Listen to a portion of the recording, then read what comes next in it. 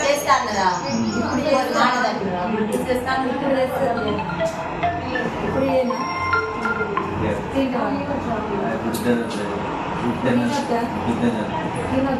మరి ఎట్లా అడిగినా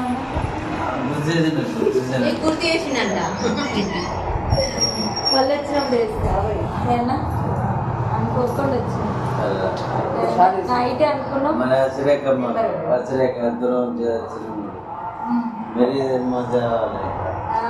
తేవాలి ఎంత దూరం అయినా నీకోసం తేవాలి నీకోసం వచ్చాం